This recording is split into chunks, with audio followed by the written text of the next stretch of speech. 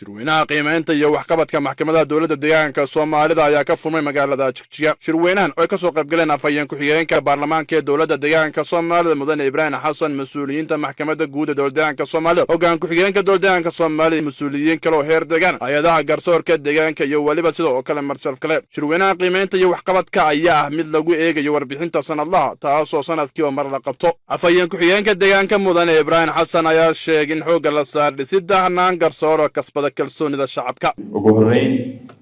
kulley deegaankeen wax badan buu soo maray. hay'adaha garsoorku waa tiirka saddexaad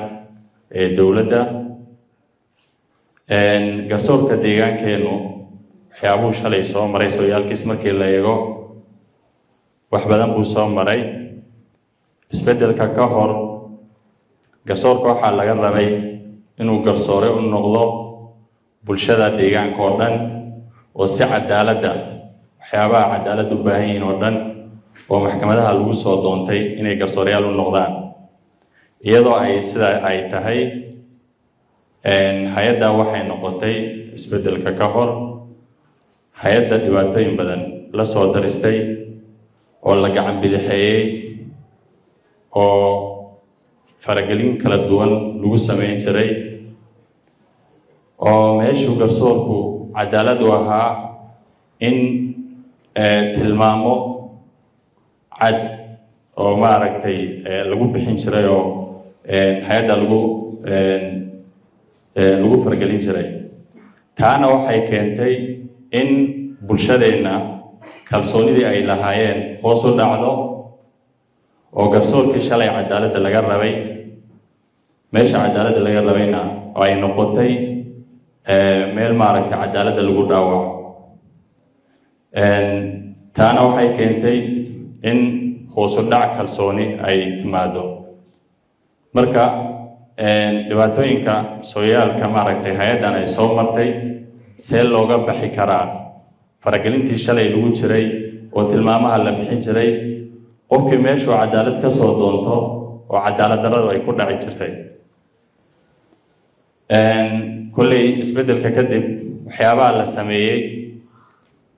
hay-adaha garsoorka in faragelintii shalay ay jirtay hay-addu u madax bannaanaato shaqadeeda ee garsoorka. taana waxay keenaysaa hoggaaminta ugu sarreysa deegaanka oo faragelintii shalay ay jirtay inay hay-adda u madax bannayso, hay-adda xil iyo waajibaad ka saaran inay gudato. waxyaabaha ay u baahan tahay oo kalena la garab istaagto ayay hoggaaminteena maanta ay ku dadaashay. mudanayaal iyo marwooyin, garsooreyaasha iyo hoggaaminta hay-adahan oo halkaa fadhiya haddii loo madax banneeyey shaqada garsoorka inuu xil iyo waajibaadkiisa u guto, garsoorkana kalsoonidii shalay bulshadeenna dhaawaca ku dhacay oo qaabkii maaragtay hannaanka lagu hagayay garsoorka dhibaatooyinka ku yimid qaabkii looga baxi lahaa, maadaama hoggaaminta juxa ay ka soo saartay in shacabkeenna cadaalad lagu hoggaamiyo, garsoorkuna uu noqdo meesha cadaaladda laga soo doonto, inaan adkayno. taana dowlad ahaan kolley jihooyinka la qaatay in isbeddel lagu sameeyo hay-adaha garsoorka. geesiisa gudoomiyaha maxkamadda guud ee dowladda deegaanka Soomaalida Mudane Cali Baaruud Sheekh Axmed ayaa sheegay in dhowrkii sano ee la soo dhaafay ay jirtay isbeddello dhinacyo badan taabanaysa dhanka garsoorka. maxkamaduhu sidaad ogtihiin ama hay-adda garsoorka waa tiirka saddexaad ee dowladda ee dhinac kale marka laga eego kan ugu muhiimsan, sababtoo waa meesha keliya ee lagu xaqiijiyo sharcigu inuu shaqeeyo, dowladnimadana aasaaska u ah. in sharciga ilaalintiisa iyo sarreynta sharciga la xaqiijiyo waxaa astaan u ah ama laga dheehan karaa maxkamadaha iyo nidaamka u shaqeeyaan. muddooyinka u dambeeyey waxaan culays ka saaray maxkamaduhu inay noqdaan kuwa ku shaqeeya hufnaan, cadcadaan iyo u hoggaansanaanta sharciga oo keliya, kana madax bannaanadaan dhammaan faragelinada kala duwan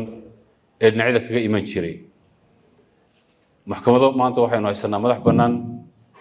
garsoorku uu qoolan yahay shaqada uu hayo keliya culays meel kale ka yimaada aanu jirin arrintaasina waxay sal u tahay in dadku ay helaan xuquuqdii dastuuriga ahayd ay xaq u lahaayeen maxkamadaha waxay yimaadaa khilaaf kasta oo bulshada dhexdeeda ka dhaca oo xal loogu heli waayo bannaanka waa meesha lagu xaliyo dhibaato kasta waa meesha dadka la isugu keeno waa meesha xuquuqda shakhsiga iyo taguudba lagu xaqiijiyo marka maxkamaduhu maadaama yihiin astaanta sarreynta sharciga ilaalinta xuquuqaadka kala duwan iyo hirgelinta dimuqraadiyadda muhiimadda ay leeyihiin waxaad in badan oo bulshada ka mid a markii la eego way ka ballaaran tahay sida loo yaqaan waa meesha keliya ee damaanad u ah shakhsi kasta oo xadgudub tirsanaya noocu doona ha noqdee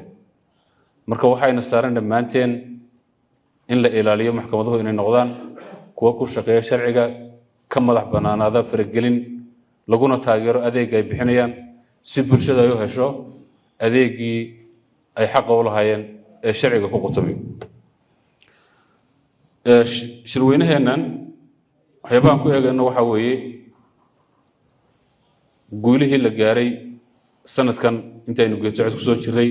maxaa inoo qabsamay u baahan in la sii xoojiyo caqabadahaan la soo kulanay maxay ahaayeen iyo jihada aynu soconaynaa teebay noqonaysaa maxaa laynooga baahan yahay dhinaca qiimeynta waxaa lagu fiirin doonaa kiisaskii la soo qaaday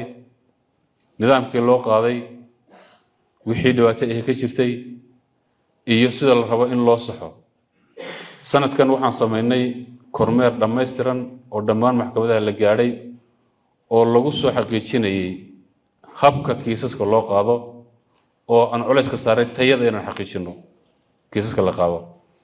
file auditing ama fileka in la baadho lana xaqiijiyo sharciga inuu waafaqsan yahay nidaamka loo maray iyo in kale culayska ugu badan baan sanadkan saaray dhammaan maxkamadahana waa la gaadhay dhinaca kale suldaan sheekh xasan maxamed oo ka mid a odayaasha dhaqanka deegaanka ayaa sheegay in 7 sano ee lasoo dhaafay ay wax badan iska bedeleen dhanka adeega garsoorka isla markaana ay u baahan yihiin garsoorayaashu in laga taageero dhanka mushaharka iyo gunadooda